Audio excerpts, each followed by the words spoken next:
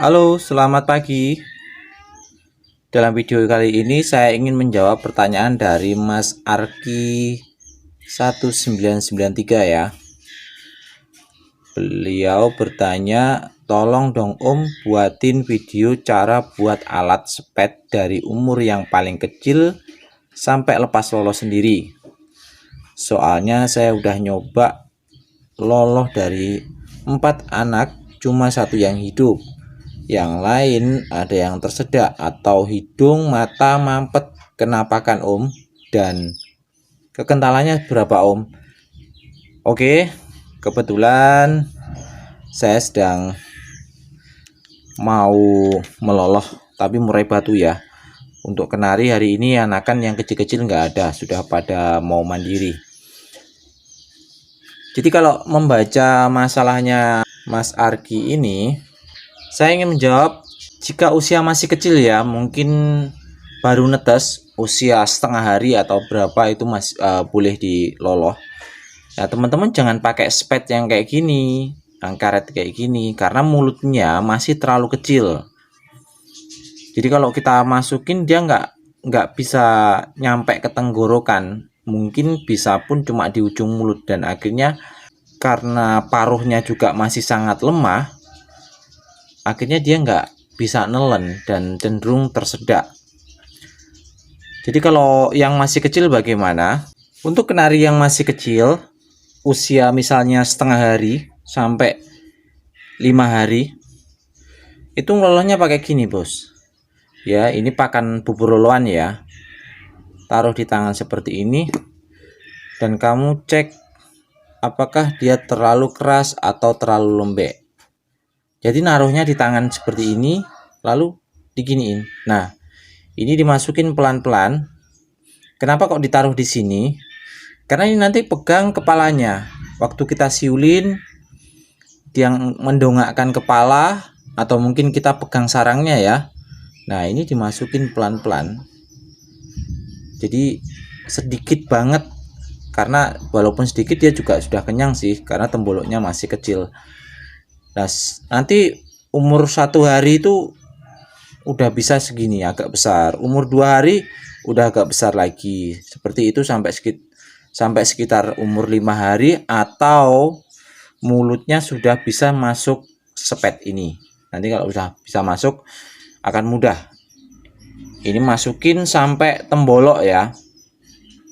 Seperti ini. Sampai tembolok baru dipencet. Jadi bukan di mulutnya. Kalau di mulutnya ya pasti nanti dia tersedak.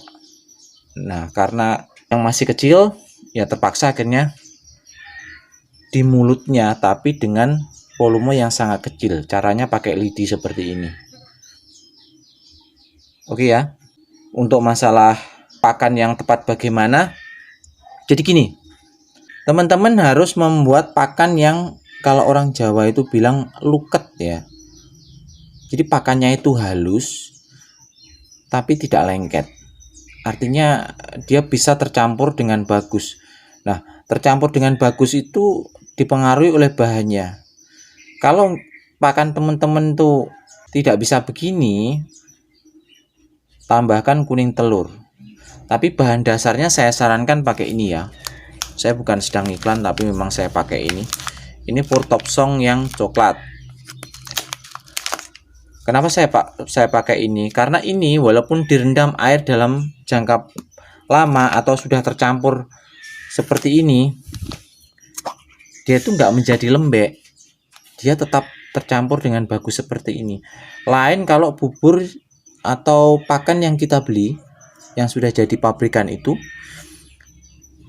waktu kita baru membikin dia itu bagus seperti ini, luket kalau orang Jawa bilang ya. Tapi nanti beberapa jam saja dia sudah lembek. Seperti teman-teman kalau tahu sun ya, bubur sun. Bubur sun itu kalau kita mau bikin pekat, biasanya kita setting airnya sedikit kan. Tapi nggak usah ditambahin air, kalian diemin aja, dia jadi sangat cair. Dan itu tidak bagus ya untuk burung. Pertama dia mudah lapar, kedua diare, ketiga mudah tersedak. Ya. Nah, untuk pakan ini sudah 3 hari. Kemarin sekali bikin tuh segini, hampir penuh ini. Untuk 1 ekor murai dan 3 ekor kenari. Nah, ini 3 hari baru habis. Nanti mau bikin lagi. Caranya bagaimana nanti saya tunjukin kepada teman-teman.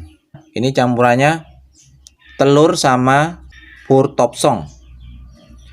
Kalau kalian tidak punya blender yang bagus, cukup diambil kuning telurnya saja. Kalau kalian punya blender yang bagus, itu sama putih telurnya, hasilnya lebih bagus karena proteinnya itu berada di putih telur, bukan di kuning telur. Kuning telur itu isinya lemak. Oke ya, semoga video ini bermanfaat.